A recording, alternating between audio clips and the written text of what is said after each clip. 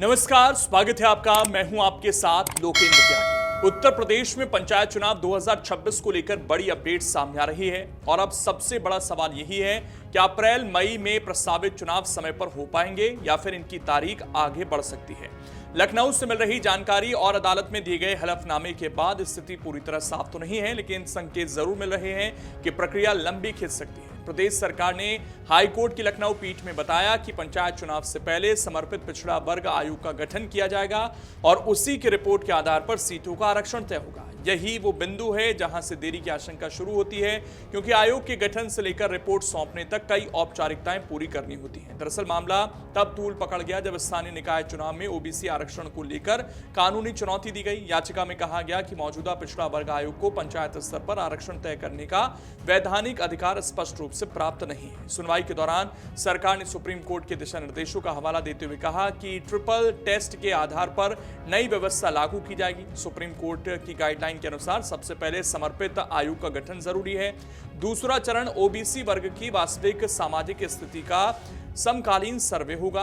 तीसरी शर्त यह है कि कुल आरक्षण 50% की सीमा के भीतर है। इन तीनों बिंदुओं का पालन किए बिना चुनाव कराना कानूनी रूप से चुनौतीपूर्ण हो सकता है। यही वजह है कि अब सरकार को अधिसूचना जारी कर आयोग बनाना होगा। इसके बाद राज्य भर में रैपिड सर्वे कराया जाएगा ताकि ये तय हो सके कि पंचायत की कितनी सीटें और किन क्षेत्रों में आरक्षित होंगी। सर्वे के आंकड़ों का विश्लेषण कर आयोग अपनी अंतिम रिपोर्ट देगा और फिर शासन आरक्षण संबंधी अधिसूचना जारी करेगा। उसके बाद ही राज्य निर्वाचन आयोग चुनावी कार्यक्रम घोषित कर पाएगा। सूत्रों का कहना है कि केवल आयोग गठन में ही समय लग सकता है। रिपोर्ट तैयार करने में 1 से 1.5 महीना और जुड़ सकता है। ऐसे में अप्रैल मई की समय सीमा चुनौतीपूर्ण दिख रही है।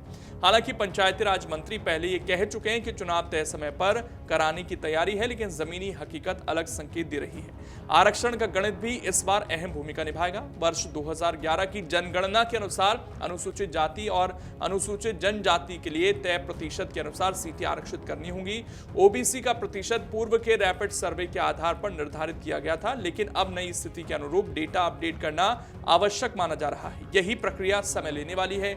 यदि ग्राम प्रधान, क्षेत्र पंचायत सदस्य और जिला पंचायत सदस्य का कार्यकाल समाप्त होने तक चुनाव नहीं होते हैं तो सरकार प्रशासक नियुक्त कर सकती है। इससे प्रशासनिक कामकाज तो चलते रहेंगे, लेकिन राजनीतिक गतिविधियां इससे कहीं ना कहीं रुकेंगी। राजनीतिक गलियारों में यह चर्चा भी है कि पंचायत चुनाव का असर सीधे 2027 के विधानसभा चुनाव पर पड़ सकता है। जमीनी स्तर पर गुटबाजी और टिकट को लेकर असंतोष बड़े चुनाव में समीकरण बदल सकता है। ऐसे में समय निर्धारण को लेकर रणनीतिक सोच भी अहम मानी जा रही है। फिलहाल तस्वीर यही है कि सब कुछ समर्पित ओबीसी आयोग की रफ्तार पर निर्भर करेगा। आयोग कब गठित होता है, सर्वे कितनी तेजी से पूरा होता है और रिपोर्ट कब सौंपी जाती है, यही तय करेगा कि यूपी में पंचायत चुनाव तय समय पर हो पाएंगे या कुछ महीने के लिए टलेंगे। पूरी जानकारी के लिए अभी हमें थोड़ा और इंतजार यहाँ पर करना होगा। बाकी इस पर जो भी आपकी राय है कमेंट कर जरूर बताइएगा।